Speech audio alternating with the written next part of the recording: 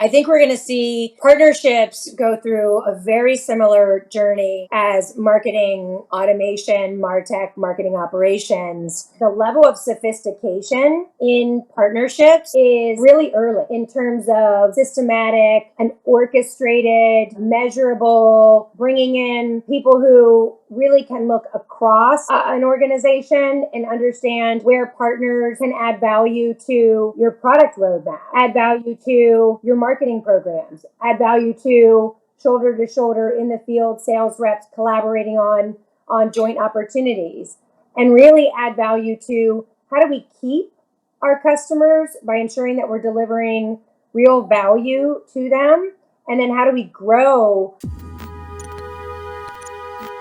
Our sponsor is Partner Insight, your AI co-pilot to grow your partnerships 3x faster. Onboard and collaborate with partners from one shared platform. Seamlessly exchange and track deals, content, and data. Use AI to automate engagements, track progress, create reports, or answer frequent partner questions. Try Partner Insight for free. Hi, Jill. Great to have you. Hi, Roman. Thanks for having me. I'm excited to be here. I think you are one of the people a lot of partnership people look up to. You have this superpower in terms of like social, selling through social. You have great experience and career in marketing. You are go-to-market advisor in a bunch of great companies. And I'm really excited to have this conversation with you to talk about how evolution of partnerships are different with evolution of marketing, how partnerships are evolving as a function, what are the best practices different companies use to add partnerships to increase go-to-market efficiency. But before that, I would love to get a little bit of sense about your experience. Obviously, I know that you've been in Salesforce, you've been in Eloqua, you've been in Marketo, amazing companies. You've done a lot of sales contribution at scale. But tell us a little bit more about your experience in B2B SaaS space. I've been in B2B SaaS for 23 plus years. I was one of the early employees at Salesforce. And at Salesforce, it wasn't as if Salesforce created CRM or Salesforce automation as a category. That had already existed, with Siebel Systems is probably the most familiar. But the difference between Salesforce and Siebel was the delivery model. And back then, software as a service, this is 1999, 2000, software as a service or SaaS didn't exist, right? Accessing software via a web browser wasn't a capability that existed. And so it was really the disruptive nature of Salesforce was the delivery model via online and digital and the web. I was there for 2 years, and in fact, Eloqua was one of my customers at Salesforce. And I was using Eloqua to send emails, and this is before email was ruined by products like Eloqua and subsequent ones that came after that now put the power of automating a series sequence cadence of emails in the hands of salespeople. So I was using Eloqua at Salesforce and knew that the two needed to be integrated, that you needed to have your marketing database, which is really a bigger set of names and contacts and companies and so forth than what was in your Salesforce automation system. So integration was something that was top of mind for me in the beginning of my career. And then at Eloqua, we created a category which was really around marketing automation. Marketing automation didn't really exist. And Eloqua was founded about the same time as Salesforce, always software as a service as a delivery model. And part of now for B2B companies, leveraging the power of data, leveraging the power of digital, leveraging the power of automation and workflow and process, things like nurturing and scoring of leads, that didn't exist in marketing. And on top of that, there wasn't a function within marketing. I mean, marketing was all about brand back then, not demand. And demand generation as a function didn't exist. Marketing operations as a function didn't exist.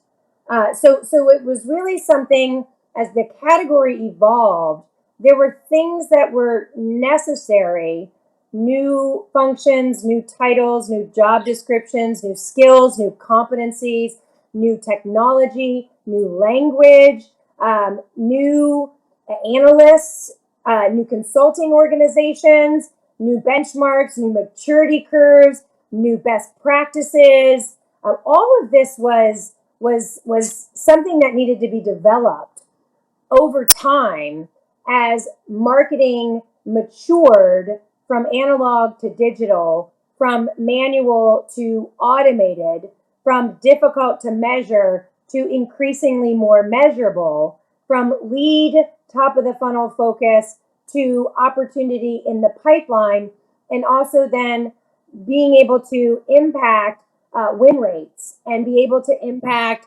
onboarding of customers and be able to impact customer marketing to sell more products.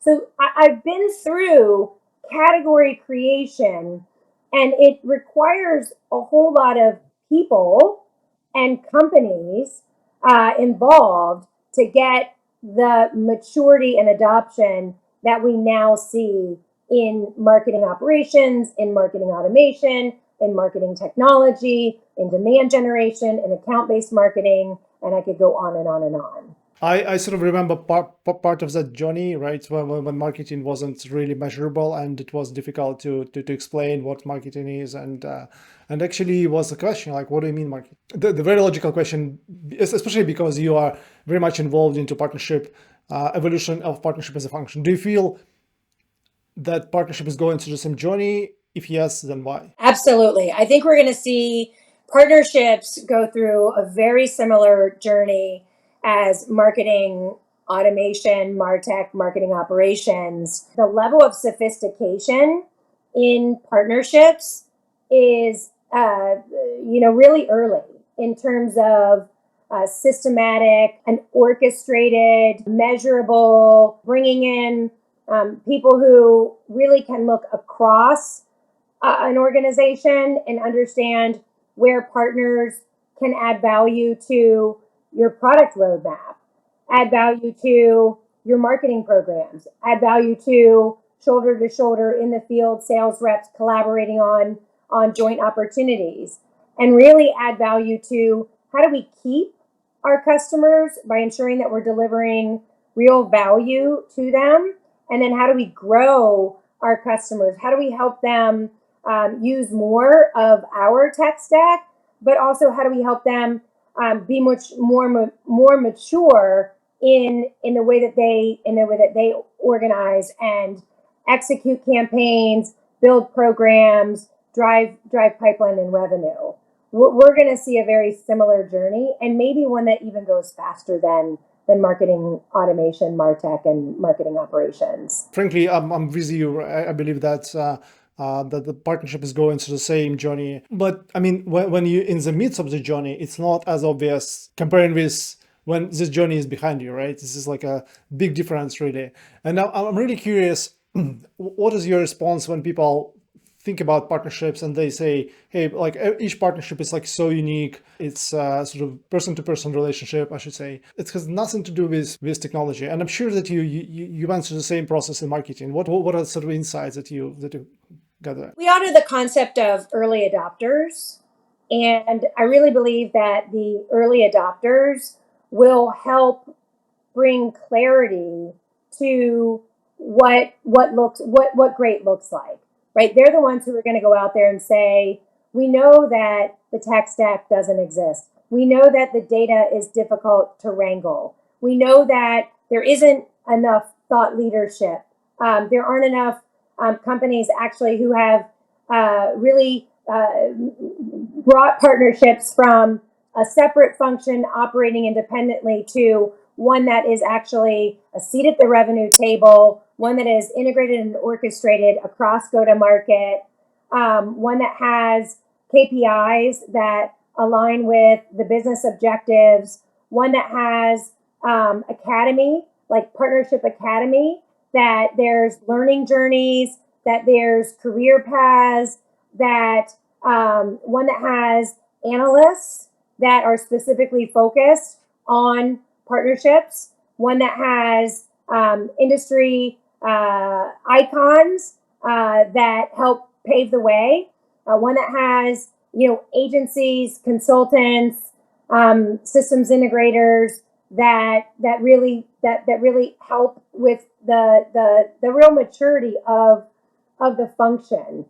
And then I would also say community, and that's I think where we are today. We're at a different starting point than what I experienced in MarTech and marketing operations and demand generation. The partnership, what we're seeing form really first is community of partner people to come together and help build what the future can look like, to help do and fund the research on what is best practice, what is industry standard, to help define how do we make the transition from selling alone to partnering to win, and understanding that the better together story is the one that the customer actually needs. Completely agree with you. I think that the only things that I would probably add to what you said is that it seems to be like a pretty big generation of channel people, and then because of transformation, how technology operates, these channel people are sort of folded into new type of partnership people, and then this is a new partnership function as a result sort of emerging. But yeah, I like completely with you what you said. I think what also struck me in one of piece of your writing was about the fact that you partnered with the right people at the right time, and then what I absolutely loved is that that your customers don't want to tell you about the business; they want you to know about their business, right? And partners are the best people to help you understand their business and bring sort of you into your customer business. Can you talk a little bit more about how you, in your selling and marketing career, how you interacted with partners? So there's two kinds of partners that I interacted with in my marketing and sales career. Those are tech partners and also services partners. And I think initially, because there wasn't a tech stack, there wasn't an ecosystem of 8,000 plus point products that marketers could bring into, B2B marketers could bring into their organizations. Initially, really the most critical partners for Eloqua were the services partners, those who could actually help transform the organization from that lead centric to that demand centric, from that badge scans at trade shows to using content, educational content that that then multiple pieces of, maybe it's a content, a webinar, and other things that then would better educate the buyer and produce a more qualified conversation for sales to have, rather than trade show, scan the badge, toss it over. So services partners, how do you set up a demand gen function, right? Services partners who could focus on that and help marketing understand that having a website was one thing, but having a website that was a corporate brochure, that wasn't a website that would engage a buyer. It wasn't a website that would give something of value to the buyer. And so these agencies were really part of helping marketing leaders, marketing professionals mature. The understanding of how to leverage data. How do you first party data? How do you build a newsletter list, right? How do you create a sequence of content that aligns to the buyer's journey? Buyer journey wasn't a term, a concept that B2B was familiar with at that time. How do you use data to identify who your ideal customer profile is? How do you use data and content to inform your buyer personas? How do you use content to help the buyer educate and go further through their purchase process? So the point is that marketing didn't have this discipline. They didn't have the people with the experience and systems and technology. This was new to marketing in B2B. And so it wasn't just that, get them to buy the software. And back then, the software was an empty database. There were no templates. There was no pre-population of dashboards. It was an empty database. And so how do I configure the database? How do I get the database to talk to my Salesforce, my CRM? How do I get it to work with my website? How do I build forms and landing pages? All of these things were not things that marketing had in its toolkit. And so services partners, they knew how to configure and tailor the software to in the context of the customer. They knew how to run programs and campaigns. The services were so important because the domain expertise did not exist. I feel very similar in partnerships, that partner people don't have budget for software. Partner people have been working off of Excel spreadsheets for a very long time. Partner people don't have what is an ideal partner profile, right? An IPP. How do we actually figure out who the ideal partners are for us to co-build our product, to co-market and sell? So there's a lot of unknown out there, and a lack of real sophistication around these things, because they have to be built. Do you feel like bringing sort of services partners and tech partners, which I assume sort of integrations, right, in Eloqua, do you feel that was sort of a transformational experience in terms of did it unlock sales, for example? Did it unlock growth, or was it incremental experience in general? The partners had a role in awareness, right? So making future customers aware that this technology and this new discipline existed.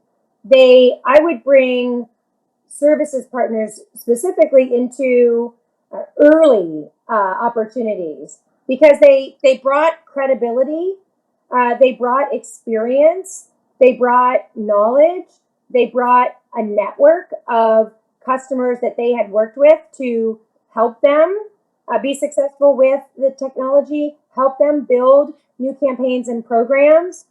And I would bring partners in as well in terms of how do we expand our footprint within an account, meaning a customer might be using the software to do email newsletters or nurturing and scoring, but they weren't actually using the software to do more advanced things like account-based centric approach, or integrating social data into their other campaign data. So partners would be really valuable in terms of expanding the use of the software. One of the things I think, beyond credibility and helping earn the trust and help the buyer understand that they weren't alone on the journey, but also in terms of really helping articulate how to onboard more quickly. Fast time to value is critical. The learning curve is often steep in terms of bringing new technology into an organization with people who are going to use the technology that have not used it before, right? You can't go hire someone who has done this before, because there's a very small set of people who actually have the experience.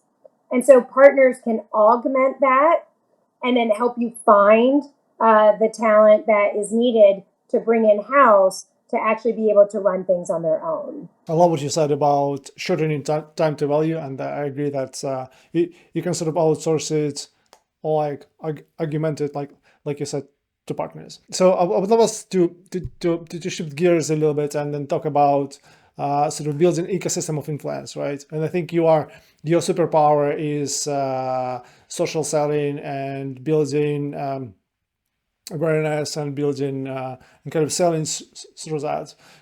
Can you talk a little bit more about how do you think about leveraging partners for building this ecosystem of influence on social and maybe outside of social as well? The concept of your network is your net worth is a real starting point. The network that you build and have, you can learn from your network. So, for example, Roman, you have taught me that the content that you have shared on LinkedIn in a social network around the breakdowns that you do of really large companies who have built really robust partner ecosystems and how that partner ecosystem ties into the business objective of the company. And from a numbers perspective, the impact that those partners have on customer acquisition cost, on customer lifetime value, on stickiness of the customer, on what kinds of partners actually drive pipeline, but then also what kinds of partners actually are more on the delivery side. So I think that if I was in if I was a partner tech company, I would want to partner with you to leverage the knowledge, the insights that you have on the category itself, but then specifically on the companies that you have this deep knowledge of. Not only just the knowledge, but also then the network inside that organization. I've used actually your content.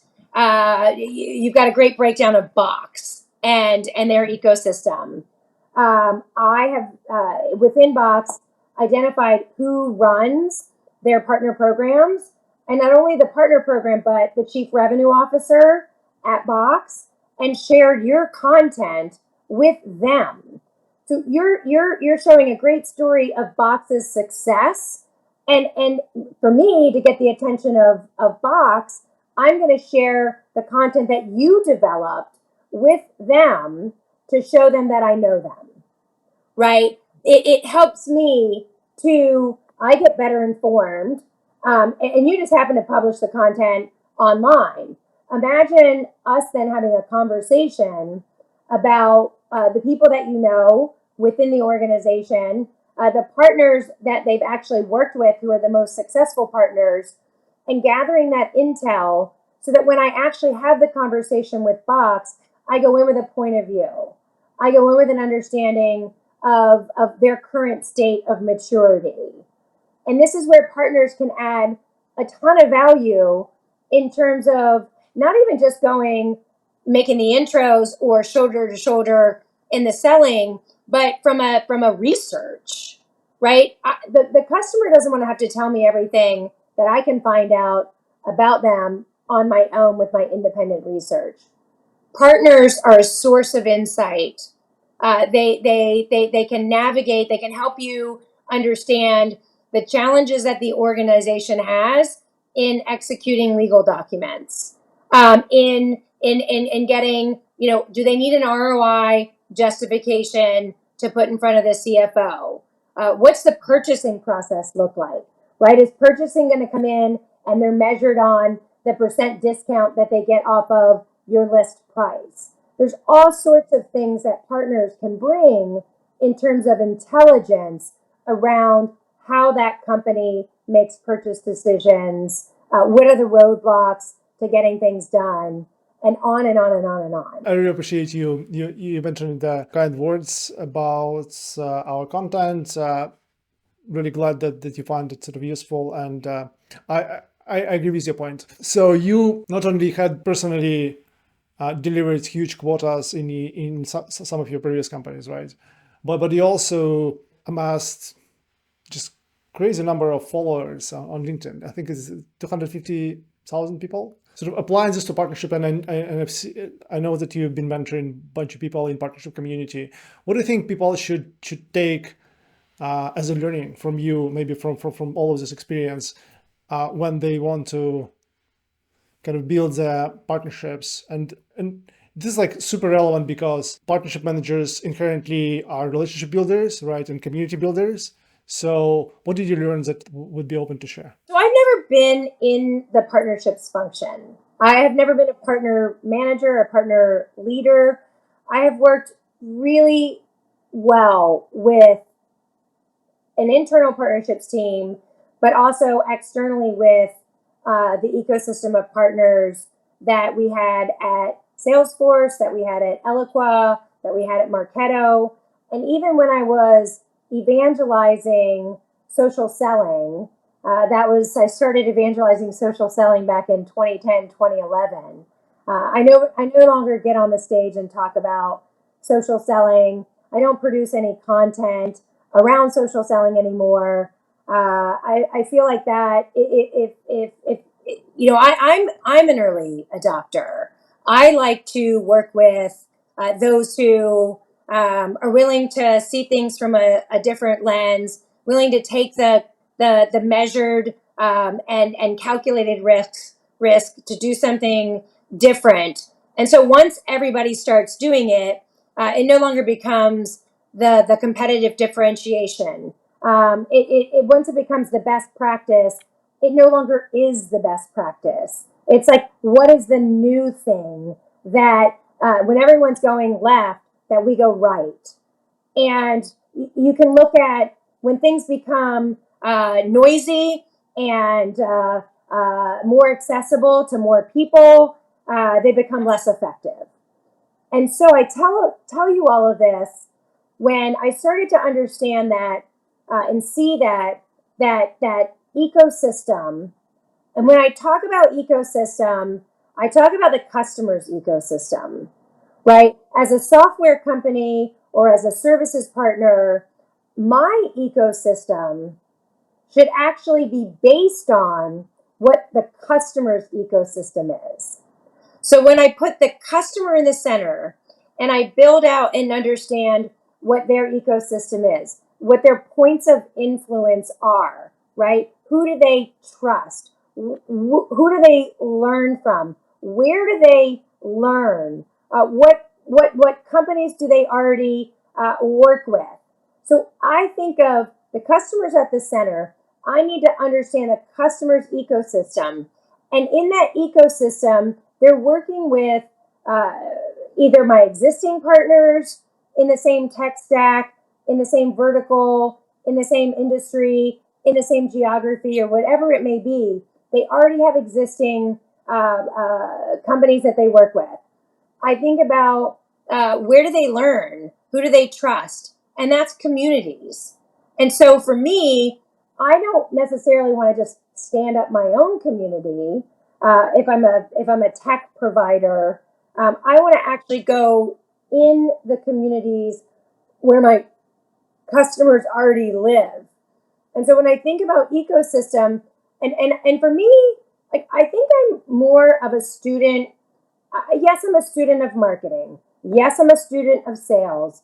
Yes, I'm a student of customer success. Yes, I'm a student of all things go to market, whether that be a PLG motion, whether it be a PLG sales assist, whether it be a media-like company. What I'm really most interested in is being an expert on buyers, being an expert on understanding the psychology, understanding how buyers make decisions, how they learn. And so, that isn't just from us anymore. They don't need us to teach them like they used to. They have that information available to them. They have people that have already gone down the path that they're going to go down. And so from a influence perspective, if I can be closer and better connected and better aligned from a messaging perspective, as the my potential partners, my existing partners, the communities, then I get closer to the actual customer. So from a partnerships perspective, when I was really digging in and trying to understand who's who in the partnership zoo, like who are the early adopters? What are they doing? What companies do they work at? I listened to tons of podcasts of partner people being interviewed. And when I would hear someone being interviewed, I would then reach out via LinkedIn and I would send a very highly personalized invite to connect. And I would reference the podcast that they were on. And I would share and point out a key learning from their podcast. And it didn't actually always have to be about partnerships. It could be something more personal. Maybe it was a mom who was juggling, the life of a mom, a wife, and a professional. So it's this learning and then connecting and then engaging with that person's content, liking it, sharing, commenting, maybe making an introduction of that person to someone else who could have them on their podcast, maybe joining a community that they're part of. And another thing I would do is, okay, if they're sharing content, who else is engaging with their content? I will spend a considerable amount of time seeing who is commenting on that content. And then that takes me, it's kind of like the rabbit hole of if there are other partner people commenting and engaging and liking, those are probably people that I also want to connect with. Because what I'm trying to do is expand my network across the partner ecosystem. And by being connected to and close to the people who are actually winning awards, demonstrating value, showing success, adopting the new technology, the more I get connected to them, the more I learn, and the more social capital I earn in this partner ecosystem world. Thank you for sharing your tactics. These are great advice, and I totally agree with you. I know people who actually watched our YouTube channel and they connected with a bunch of people who I interviewed, which is great. They like, I'm reaching out to all these people saying, hey, I just watched interview with Roman. And then to your point about commenting, I've had like really funny way to engage with VC. Famous VC posted something, not enough likes, and you would say, yeah, that's so great. So I found that was funny. In one of your previous comments, you mentioned that when best practice becomes ubiquitous, it's not best practice anymore, right? When things become sort of noisy, it's not, you need to just move forward and innovate. Where do you see partnerships, like observing from outside, where do you see partnership as sort of becoming noisy, where they sort of lack innovation, or maybe like what are the sort of innovations that you've seen in partnerships, if any? Do you subscribe to CB Insights? Yep. So when you look at their content and you see the landscape diagram of like AI, when you look at their fintech landscape diagram, as a partner person, if I was in fintech, I would be looking at that landscape diagram and I would say, where do we fit in that ecosystem of fintech? And where do we sit alongside other areas within that fintech landscape? And I would actually say, where does the putting the two or three together make more sense for the customer? I would encourage partner people to look beyond just the partner within their four walls, but look at examples of other industries like fintech, like AI, like edtech, and start to put the pieces of the puzzle together themselves, leveraging these market maps that more of the research, the analysts folks have actually done all of the heavy lifting, right? A lot of that heavy lifting has already been done and mapping out what the ecosystem looks like. And then, building that kind of like vision story that they can then take to internally the executive leadership team and say, look at this explosion of technology that now our buyer, that the complication of our buyer's world, how do they know where all of these pieces of the puzzle fit within their organization? And looking at what how the world is changing, and looking to be that internal educator, business acumen and business value, being able to speak the language that their peers actually understand. So I think that one, understanding sort of how things are working at the 10,000 foot view, translating that into how that works within your organization and the ecosystem that they work in, and then being able to quantify with more business outcome value, rather than we can get leads from XYZ. We can do a lead swap with ABC company, but how do we actually drive more business value, given the world in which our customer lives has become so complicated? How do we actually simplify things for the customer, what it is they're up against? It's very good insight, actually. And this is like one of the reasons why I started Partner Insight, because I wanted to like sort of bring this data-driven insights, how different companies across different industries. I mean, we sort of focused on B2B SaaS mostly, but we still bring like different industries, how they do partnerships, what does they mean ecosystem, how they build ecosystem, and so on. And I think what you said is extremely valuable. So you need to push forward, not necessarily just like look in front of your feet, like metaphorically speaking. Obviously, we are here like a group which is big proponents of partnerships, but we are currently in a reasonably difficult environment for tech and for economy, recession and layoffs and a bunch of different things going on at the same time.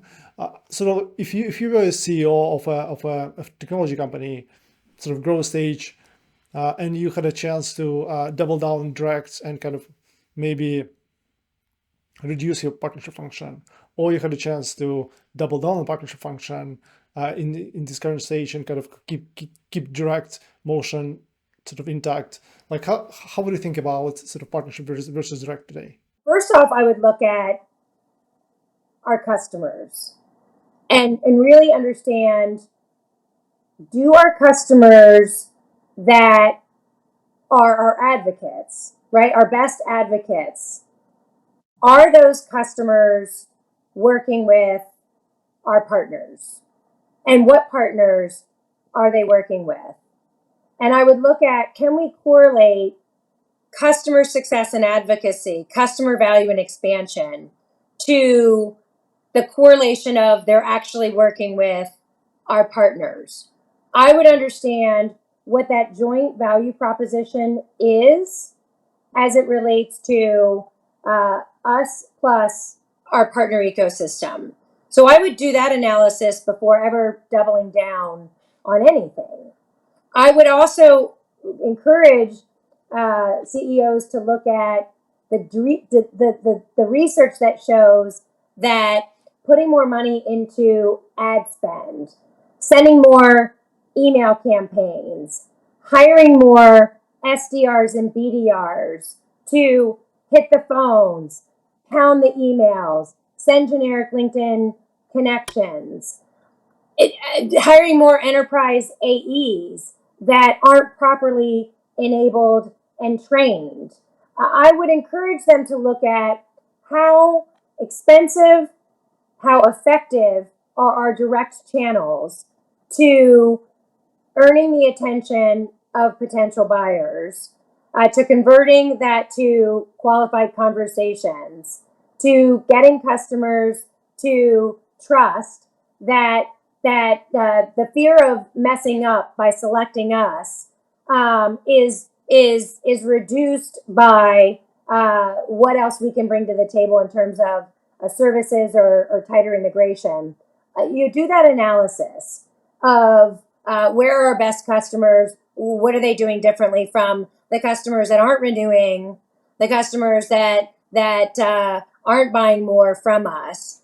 And if in fact the data shows that when we work with partners, our customers are renewing and buying more and singing the praises more, then I would double down in the partner strategy. That's how I would make that decision. I agree that you need to take data-driven approach. I guess in early stage companies, it's a little bit trickier because you need to take a leap of faith, and you need to have like a pretty big faith to get there. I would love us to continue this conversation and I hope that next time we'll talk a little bit more about partner marketing and how to use partners to double down, because I think and amplify marketing, because I think there's a lot of opportunities there. But to wrap up for today, I would love to ask you two questions. One of them is like, what are you excited about looking forward in this year, partnership ecosystem, maybe beyond, and then how people can connect with you? I'm excited about partner communities, and that there are events where partner people can come together and learn, right, through the content at the event, learn through meeting new people through community. I'm excited about new career pathing and new areas to learn about specific things like partner marketing. I'm excited about research that proves the value of partnerships and provides frameworks and models from a maturity perspective to actually be successful in this area. And I'm excited about really this category formation, this category design. It is, you've got a couple big vendors, tech providers like Reveal and Crossbeam as the foundation of account mapping. Account mapping at the beginning to understand where you have the overlap in joint customers and where you can identify opportunities to make introductions where one company has a customer, the other, it fits their ideal customer profile. I'm excited about the new language, right? We're redefining channel being the point of sale, ecosystem being the point of value. There's just an incredible amount of energy around helping educate not just partner people, but the other go-to-market leaders on why partnerships, it can be a more efficient way to grow through the power of the network. It is the ability to really be a growth accelerant, but not without doing the upfront work on learning how the best have been successful and modeling what the best have done to be successful in this new approach. This is like an amazing way to wrap our conversation up. And I agree with you, there's so many people now getting better and better in partnerships. They share their insights, which is great. All the communities you've been writing in Partner Hacker, right, and in other places as well. So I really love that. And to wrap this up for today, thank you so much for sharing your insights, and I hope that we'll continue. What is the best way for people to connect with you? LinkedIn is my primary place where I hang out. I don't hang out in my email inbox. LinkedIn is where I spend the majority of my time, and I would not send a generic invite to connect to me or to anyone. Right? You're putting the onus on me to understand who you are first. So if I have to go to your profile to see who you are, and make a guess on why you want to connect, you're putting the onus on me rather than helping me understand through the personalized invite to connect why it makes sense for both of us to be in each other's network. Like a micro masterclass, right there. Thank you so much. Thank you so much, Jill. And thanks, Roman. I will continue to consume your content. It is fantastic.